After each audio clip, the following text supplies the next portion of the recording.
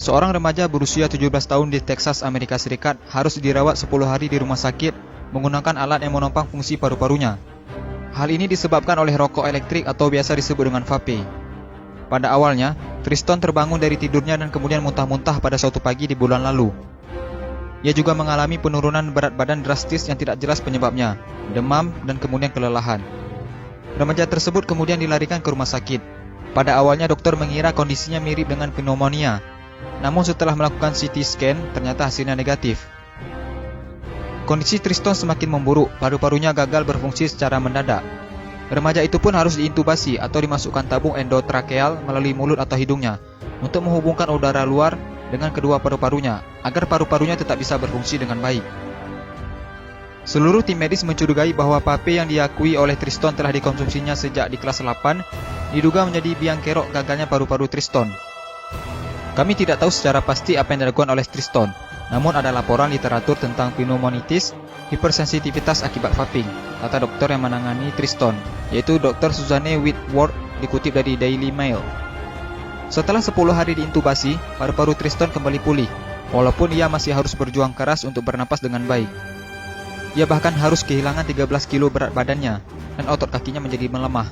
Triston juga bahkan harus belajar berjalan kembali. Saya benar-benar diberi kesempatan kedua oleh Tuhan. Dan segera setelah saya bangun dari koma itu, saya tahu apa yang ingin saya lakukan. Saya tidak ingin mengulangi kesalahan yang sama untuk menghisap vape, kata Triston. Triston berjanji bahwa dia tidak akan nge-vape lagi dan akan menyarankan kepada teman-temannya untuk membuang vape mereka. Kenapa vape berbahaya? Kepala Badan Pengawas Obat dan Makanan atau BPOM Penny Lukito menyebutkan akan segera mengusulkan larangan penggunaan vape atau rokok elektrik. Hal ini bisa diwujudkan salah satunya melalui revisi PP nomor 109 tahun 2012. Penny mengungkapkan ada beberapa fakta ilmiah yang telah ditemukan BPOM sekaligus menjadi dasar usulan pelarangan tersebut.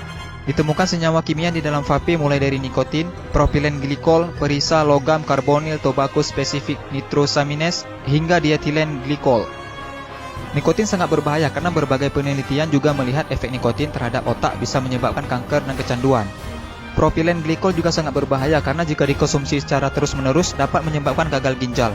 Menurut laporan yang dipublikasikan dalam jurnal Investigate Medicine High Impact Case Reports tahun 2015. Memang vape tidak langsung memberikan dampak buruk bagi kesehatan. Sama seperti rokok, banyak orang yang tetap bisa sehat walaupun merokok. Nah, sebaiknya kita mulai menjaga kesehatan paru-paru kita dengan tidak menghisap vape atau rokok.